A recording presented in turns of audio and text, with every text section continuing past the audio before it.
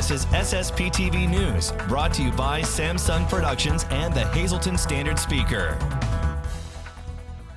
Hip hip hooray! The Hazleton Integration Project wins a huge national award, and we'll tell you about it next. Hi friends, and thank you so much for your time. We're coming to you in HD on Service Electric Cablevision Channel 513 and in SD on Channel 13. And to stream all of your favorite local shows like this one on your TV, download the Samsung Productions app with Apple TV and Google Chromecast. I'm Ken Kara, and here's your Tuesday headlines from SSPTV and the Hazleton Standard Speaker. The Hazleton Integration Project has received national recognition. The program, founded by Chicago Cubs manager and Hazleton native Joe Madden, was named a winner of the 2018 Atlantic Renewal Awards and will receive one of 5 $20,000 grants. The honorees were selected for their innovative grassroots approach to driving change in their communities and bringing progress to the country.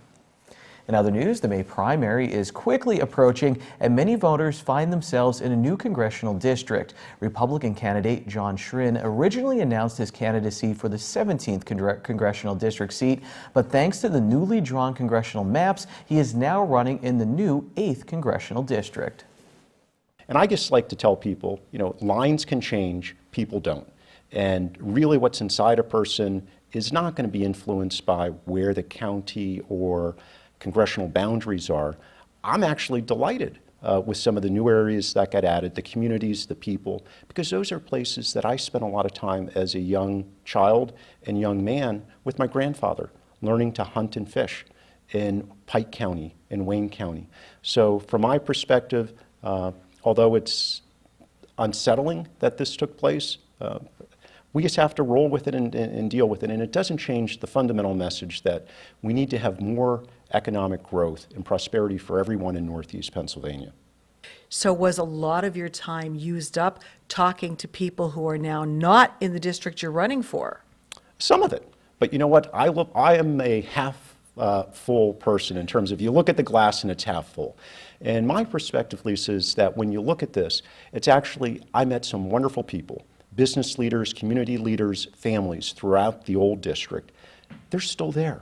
And my view is that those are friendships and contacts that I have that I can use for the benefit of everybody in the new 8th congressional district, because we shouldn't be myopic in our view of the world. Let's think about it in a broader perspective and try to drive growth again for the whole Northeast Pennsylvania region. John Schrin will be a guest on a new Sam Lassant show. It premieres tonight at 9 p.m. and tomorrow you can watch it at 7:30 p.m. or watch anytime with the Samsung Productions app or at SSPTV.com. One state lawmaker from our area is inviting teens to get involved with the first of its kind Youth Advisory Council. Here's Lisa Sugar. I'm pleased to welcome back to our studios today State Representative Jerry Mullery. He represents the 119th Legislative District in Pennsylvania. And you were here recently talking about a Youth Advisory Council that you would like to see created, and it's become a reality. So you're here with an update. Yes, I am. We're very happy to announce that our Youth Advisory Council is now accepting applications. We are accepting applications from students in grades 9 through 12 at the 7 high schools that I represent. Those are Greater Nanticoke area, Wyoming Valley West, Hanover area, Crestwood, Hazleton, MMI, and Holy Redeemer. Children have until March 31st, so only about with a week away to get those applications in. We will select a few children from each school and give them the opportunity to participate on the council. Now, what will this council do and what will they get to do? Sure. Really, the impetus for this council was listening to the victims from Marjorie Stoneman Douglas High School down in Parkland, Florida, hearing them speak as to the effects that shooting had on them, hearing how eloquent they were in delivering their message to their state and federal legislators really inspired me to give our local children a voice. We've already received inquiries about partnerships from our local governments, our county governments, those down in Harrisburg with me, and our federal government. These children will have an opportunity to come in, discuss what's important to them, help me generate solutions to problems that they see, and really, though, just give them a voice and let them be heard, because they are our future, and I think they should be given a platform to speak their mind and have their ideas heard. And maybe also it would encourage them a little bit to maybe get involved in their government when they're older. Absolutely. A recent study just came out and it said that in the last election in 2016, only 19% of registered voters aged 18 through 28 voted. We certainly want to increase that number as much as possible. This gives them an opportunity to get involved and let them know that they have a stake in the game. And so we're really looking forward to receiving those applications. Now, the students who are eligible, how do they apply? They go to my website. It's www.pahouse.com / and then my last name, Mullery, M-U-L-L-E-R-Y. They will see an icon for the Youth Advisory Council. Simply click on it, fill in a few fields, hit submit, and we should be making our announcements on who is selected probably by the end of April. Alrighty, and then when will they be put into action? Immediately. I'd like to have our first meeting before their school year ends, so we're on a very tight turnaround here. Most of these schools will finish their classes by May, some early June because of some of the snow days that we've had, but we want to get these kids in as soon as possible and start hearing what's important to them and get working on some of the topics that they bring up. Have you had any reaction from maybe some of the students who have already applied? Oh, absolutely. Some of the children have reached out to me on social media. They stopped by the office, in addition to submitting their applications, asking if they could submit letters of recommendation from teachers and other advisors. Right now, we're just looking for the online applications. We'll review those. We'll reach out to the teachers. They do identify a faculty member in their high school that we can contact. So it seems like there's a lot of excitement around, and I just wanted to stop here today to discuss it some more and let these kids know that the deadline is fast approaching. All righty, well, we thank you very much. The deadline again is March 31st, and you can go to pahouse.com/Mullery for that application, and you can just click right on it and apply right there. And if they have any questions, the phone number is 570-740-7031. Good luck with this. Come back and tell us once it's up and running, and maybe you can bring one or two of the students. Absolutely. That sounds like a plan. Thank you very much. State Representative Jerry Mullery. Thanks, Lisa. And you still have time to register for a great networking event. Members of the Greater Hazleton Chamber of Commerce, their employees, coworkers, and guests are invited to a free evening of networking at Sacco Chiropractic in Hazleton. Receive a complimentary spinal screening and sample therapeutic-grade essential oils. There will be complimentary hors d'oeuvres provided by Frankie's Pizzeria and Restaurant. Register online at hazletonchamber.org. The free mixer is tomorrow from 5 until 7 p.m. at Sacco Chiropractic, 1730 East Broad Street in Hazleton. The United Way of Greater Hazleton will host its free Easter community dinner on Easter Sunday from 11 a.m. until 1 p.m. at Holy Rosary Church in Hazleton. Homebound deliveries are available and everyone is welcome. For more information, call the United Way at 570-455-9515, extension 2. Coming up, Standard Speaker sports editor Dave Seaman looks back on the Hazleton Area High School boys basketball team's remarkable season. And up next, Kent Jackson is talking trout in his weekly outdoor exploring segment. This is SSPTV News, your place for 24 hours of your hometown news and information.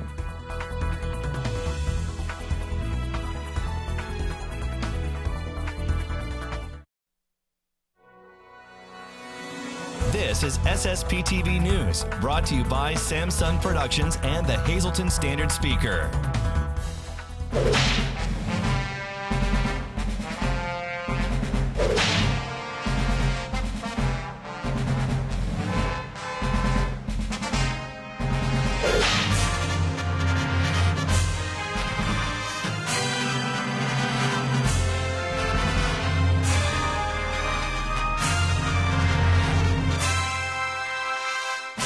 Snow is falling as I record this, so it's surprising to think that trout season begins on Saturday. The opening day applies for Schuylkill and 17 counties to the southeast. For Luzerne County and the rest of the state, the season opens on April 14th. To get a head start, however, adults can take children fishing in Luzerne County during the Mentored Youth Day on April 7th. As part of the Mentored Day, children can keep 2 of the trout that they catch. Adults have to return their fish to the water. Fishing licenses this year will still cost $22.90, and the trout stamp will be another $9.90. The price of the license hasn't changed in 13 years, and because the legislature hasn't increased prices or given the Fish and Boat Commission authority to raise them, changes might occur by next trout season a year from now. If the prices don't go up, the Commission's Director John Arway said he will close some hatcheries. That would mean about 250,000 fewer trout will be available to catch next year. Arway's plan angered some lawmakers, especially those whose districts include hatcheries that would close. He chose which to close based partly on lawmakers who opposed raising prices for the licenses. So for now, the water is really stirred up. We'll see what happens by next year.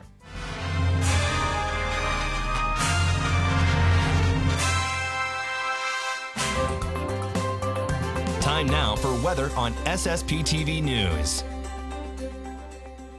Looking ahead in my script, and I see 50-degree temperatures on the way. Here's our local forecast from the National Weather Service. Tonight, rain is likely, 70% chance of precipitation. We'll have a low of 34 degrees. And then on Wednesday, 50% chance of rain, cloudy. We'll have a high of 49 degrees. At night, we get down to 40 degrees with a 40% chance of showers. And then on Thursday, 60% chance of showers, mainly after 2 p.m., but we'll have a high in the mid-50s. Thursday night, showers likely, 70% chance, cloudy, low of 43.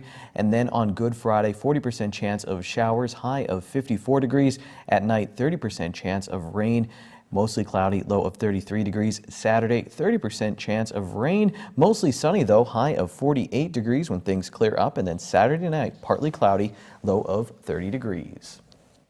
Back in the heart of downtown Hazleton, throw anything in a stromboli and I will eat it. And that's what they're going to do right now inside of Frankie's Pizzeria and Restaurant.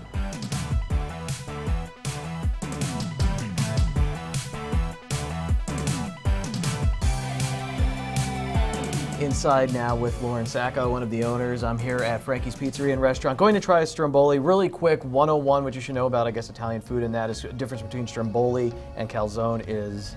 Ricotta cheese goes in a calzone. There we go. Okay, Yeah. so everyone at home should know that. And you can call an order Ragut and everyone's on the Yep, same we're on page. point. We're on the same page. Awesome. Okay, let's talk about making the proper stromboli, the art of it. I've had some sometimes that are too doughy. I guess you want to balance. What's the philosophy here? Or is there a secret or specialty? The key to our stromboli is a recipe that goes back to my grandfather. And the dough recipe was created by my grandfather. And for the last 22 years, and now that he's even no longer with us, we still follow the same recipe. He was very put good in, get good out. Every dough had to be weighed to the exact ounce. Couldn't be any more, couldn't be any less. You had to roll 3-4 times in your hand before you pressed it down in the pan. And we used to laugh when we were young because you just think that your grandparents being a pain in the butt. But when you get older and you realize there's a reason for everything that takes place, he instilled in us all the way back then that all the little proper steps leads to an outstanding outcome. Grandparents always know. I mean, as you Yes, get older, they you do. learn more and more that exactly what they were talking about. You have so many options for your stromboli. I have a problem when I have parties, Penn State parties. I'll order one kind of stromboli, and people either don't eat it or I have to buy some for a vegetarian and this and that. And you have a solution for that with a party tray. We can mix it up.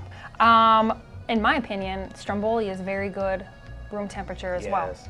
It doesn't have to be hot piping out of the oven. The longer the stromboli sits a little bit and you let it set, I think you're getting the full taste of the 3-cheese blend we have in here, and you're tasting not only the goodness on the inside, but how good and tasty our dough is as well. So we could take a party tray and mix it up with a cold cut, a cheesesteak, chicken cheesesteak. We do bacon cheddar ranch, vegetable, spinach, tomato, ricotta. We do pierogi ones now for Lent as well. You name it, you want it inside there, we could do it for you. Put it in there. Well, we're going to try the most popular today, you said, the cheesesteak cheesesteak. stromboli.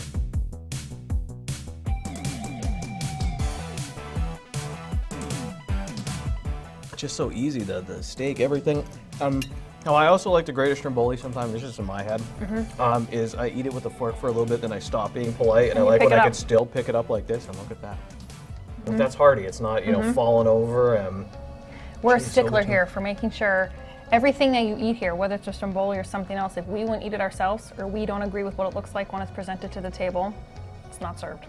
I just want to ask all those questions. And one thing else you should know about Frankie's is it's BYOB all the time. Yes. Beer, wine, so come enjoy your stromboli and have a beer. And Lauren, I didn't bring beer with me this time, but Sam Jr. gave me these.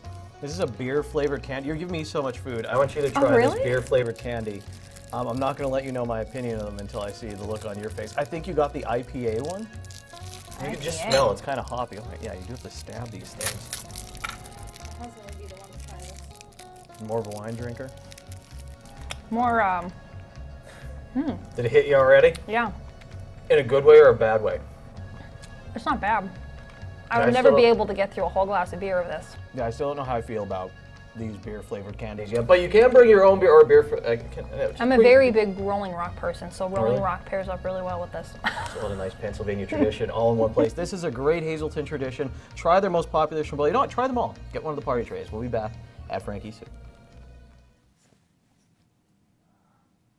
Let's check out our midday winning lottery numbers on SSPTV News. The wild number for this Tuesday is 1, pick 2 numbers 87, pick 3 121, pick 4 3028, and pick 5 12284. Dave Seaman from the Standard Speaker is here next, and he'll take a look back at the Hazelton area basketball season.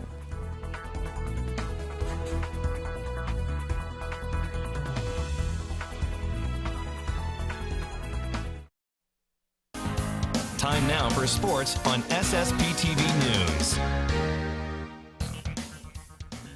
Another Dave Day here on SSPTV News with Dave Seaman, Standard Speaker sports editor, who covered the Hazelton area boys basketball team from really preseason, Dave, all the way to the end. This past weekend, state semifinal, 6A semifinal game, losing to Lincoln High School. What a game, going into overtime, Dave. And you had a great column on Monday, I believe, entitled Brothers Forever, and I want to read part from it right now, talking about how hard it is to see high school athletes after a tough loss. And Dave said, you follow their careers since they were starring in local youth leagues. You tell people just wait till they all get to high school together. They're gonna be something. Lo and behold, these Cougars were something and more. And Dave, really and truly, I mean, what a run when you try to put it all in perspective. But I mean, what do you remember from this Cougar team? There are a lot of things you remember. You just remember like how close these guys were.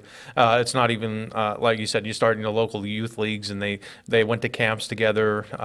They came up together. They played against one another on a junior high level. But then when they all got together at the high school, you just knew that they were going to build together. And I knew when I talked to head coach Mike Joseph about 5 years ago, he said, "Yeah, you just wait until you see this group come up." He said he knew they were coming up. He knew that these kids really loved the game of basketball and they loved being together. They were, upstanding guys from the get-go. And and as you watched them, and they endured a lot of disappointments. First couple years, they didn't win the district championship, a sub-regional championship. They lost to Abington Heights a few years ago at Berwick. Then a disappointing loss last year, the Williamsport in the sub-regional final. It denied them a chance to get to the state tournament.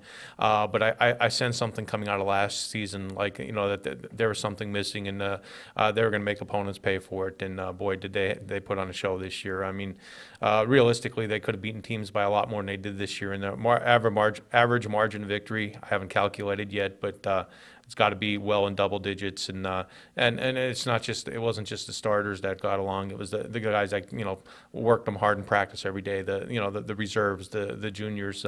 They were a special part of this team as well. And sometimes these teams just happen, and it doesn't just happen either. They work toward it. So I mean, it was just a convergence of a lot of great talent, a lot of hard work, a chip on their shoulder, and they wanted to do something special, and it was a privilege to be part of that. Can you talk about just how well they handled expectations? I mean, like you said, after last year, they had a feeling for a while this was going to be a good team. In fact, when I talked with Joey Grula, a senior, earlier this year, and I didn't air the clip, but he did talk about, he said, if we don't win a district championship, we're going to be disappointed. He's like, and at least that, they knew what they wanted to do, but they seem so mature and talented that they were able to handle everything and have the success. Because I'm sure it's easy to stub your toe maybe, because there's a lot of pressure. Oh, there was, and I think that's why Coach Joseph did a fantastic job this year. People think, oh, you have that much talent, you just roll out the balls and the magic just happens, but it doesn't happen. It comes with a lot of hard work. A lot of these guys played on the travel ball AAU circuit too, and they saw what the competition was like out there, and they excelled on the AAU level too. Josh and Jeff Panudis and Joey Grula, Demir, they were fantastic players. And then you add all-state caliber athletes like Ryan Sparky Wolk and Adrian Otero to the mix. Scotty Shamani is a fabulous athlete in his own right as a baseball pitcher. You put those guys on the team, and like I said, a junior class, any other team, they would have been, super players. But those guys bided their time. They pushed the guys. They knew who the stars were on his team, and those guys handled their responsibilities well. They went into every game like with a purpose. I know Mike likes to use that word, as playing with a purpose, and they played with a purpose from the beginning of the year on.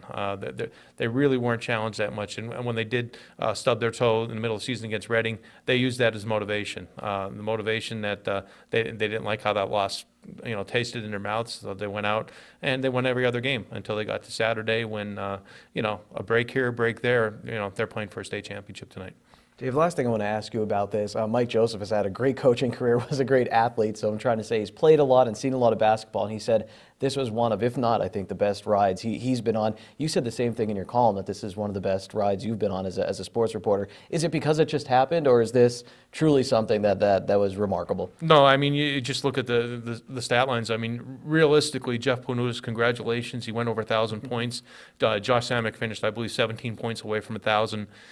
Joey Grula doesn't get hurt this year. He's a 1,000-point scorer as well. Demir Faison, most likely going to get there next year. So you're talking about 4 high-caliber athletes, that are, 4,000-point scorers. You get 1 on a team, it's special. You get 2, wow. 3, unbelievable, and then 4. Just think about 4 1,000-point scorers on the same team, and without an ego either. I mean, they're all they were very unselfish too. They didn't care who scored the points as long as the Cougars had more points at the end of the day. And we'll move on to spring sports tomorrow with Dave Seaman. Plus, we'll hit on the Final Four and Major League Baseball's opening day. That's sports for Tuesday. Here's your social report. Good evening, everyone. Here's today's Talk of the Town. We'll start today's social report with the Marian Catholic Easter egg hunt being held on Saturday, March 31st at 10 a.m. Registration will begin at 9:30 a.m. For more information, you can call 570-467-0641. The American Red Cross in Hazleton will be having a blood drive on April 2nd from 8:30 a.m. until 12:30 p.m. If you would like to register, you can go to 1-800-RED-CROSS or go to redcrossblood.org. And one today's social report with the Tamaqua Community Arts Center having a artist meet and greet with artist Tommy DeWald. This event is on April 5th from 6:30 to 8:30 p.m. This event is free and open to the public. And that's today's Talk of the Town. SSPTV News would like to send our sincere condolences to the family and friends of these recently departed. Andrew M. Carlick Sr. of Weatherly. Mass is Wednesday at 10 a.m. at Our Lady of the Immaculate Conception Parish in Freeland. Friends may call Wednesday from 9 to 10 a.m. at the church. The McNulty Funeral Home in Freeland is in charge of the arrangements. Francis R. Polchin of Sugarloaf Township. Mass is Wednesday at 2 p.m. at St. John Bosco Church in Sugarloaf Township. Friends may call Wednesday from 12 to 1:30 p.m. at the John J. Pustite Funeral Home in Hazleton. And Joseph P. Prusak of Danbury, Connecticut, formerly of Hazleton. Mass is Wednesday at 10:30 a.m. at St. Peter's Church in Danbury, Connecticut. The Green Family Funeral Home in Danbury, Connecticut is in charge of the arrangements.